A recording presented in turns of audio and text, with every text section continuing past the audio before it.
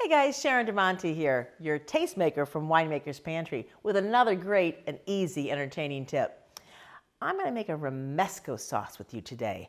What's romesco sauce? It's the famous sauce of Spain. It's kind of a condiment actually, as it's really more of a kind of a chunky roasted red pepper and almond mixture that you use on grilled chicken, on filet mignon. Fantastic. Super, super easy. We're going to take a 12-ounce jar of fire-roasted red peppers, drain them well, and then we're going to mince them up finely. Now, you can make your own roasted bell peppers. You can take all that time, or you can skip those 17 steps and just go ahead and buy the fire-roasted ones in the jar.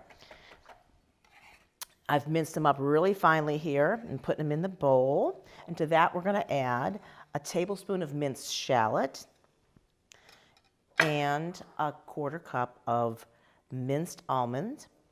I use the slivered almonds, so they're like the raw slivered almonds, really tasty. And then, most important, of course, your Winemaker's Pantry spice pairing from Merlot. We're going to put 1.5 tablespoons in. And a little tiny bit of garlic, about 1/2 teaspoon, and a little bit of olive oil. Use a good olive oil. Always use a good olive oil, because that's where a ton of flavor comes from. Mix this together. Super simple. And it already tastes great, but we're going to add a little more color with some fresh parsley.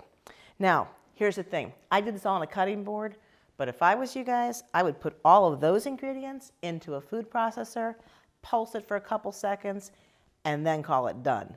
Super, super simple. Add your parsley after that. Always add it at the end. If you put the parsley in a food processor with the bell peppers, it's going to turn real muddy and brown. And you want bright, vivid color on your dishes, especially if you're coming to, entertain with friends. So that's the finished product. It's absolutely delicious. And again, you serve it from, grilled meat, grilled chicken, the filet, like I said, or for an easy, entertaining bite, we're going to take a simple block of cream cheese. Pour this on top.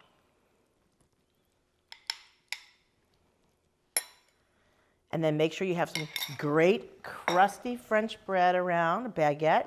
You can slice and toast it if you want. You could also just serve it without toasting it. A little knife, and let your friends go crazy. So isn't that beautiful? Your friends are going to be so impressed. But that's just how easy it is to make great entertaining bites with Winemaker's Pantry spice pairing blends. Thanks for checking us out, and let me know how yours tastes.